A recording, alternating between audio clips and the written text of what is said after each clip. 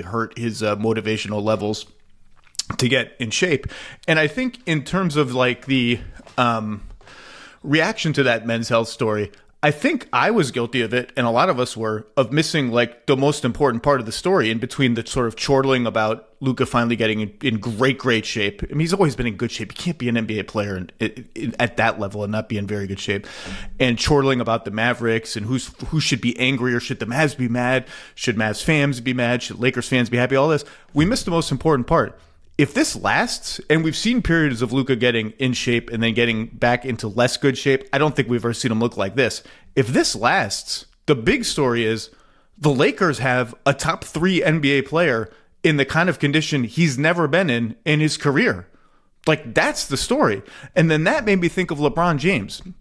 And it made me think, shouldn't this like really excite LeBron James playing with that version of Luka Doncic, a guy who was far and away the best player on a team that made the conference finals 2 years ago in the better conference, which just gets better and better every year.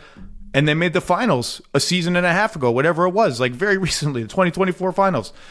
Shouldn't that excite LeBron? And that made me think of the statement that has really defined the NBA offseason. The statement that Rich Paul put out when LeBron opted in to $52.6 million, opted in when he could have been a free agent and signed anywhere he wanted for any amount of money that was available. And that statement, I wanted to reread it because it's been so parsed and it's been a while now. LeBron wants to compete for a championship, Paul said. He knows the Lakers are building for the future. I want to stop there. Maybe we'll keep going. He understands that, but he values a realistic chance of winning it all. He understands that, but he values a realistic chance of winning it all. We're very appreciative of the partnership that we've had for 8 years with Jeanie Buss and Rob Pelinka and consider the Lakers as a critical part of his career. We understand the difficulty in winning now while preparing for the future. We do not want to evaluate what's best for LeBron at this stage. Want to evaluate what's best for LeBron at this stage in his life and his career. He wants to make every season he has left count. And the Lakers understand that, blah, blah, blah.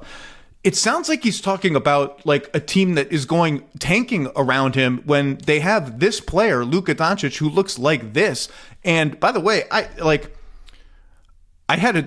was having a debate over dinner with some NBA people in Summer League about, even now after watching the Thunder win the championship, even now after watching Luka get injured, and this is before the Men's Health story and all that, would you take Luka over SGA? And like a year ago, I would have taken Luka. Now, I don't think that's like an open and shut case, despite everything that SGA just did. That's how good Luka is. That's how important his size is. And I read that statement, I'm like,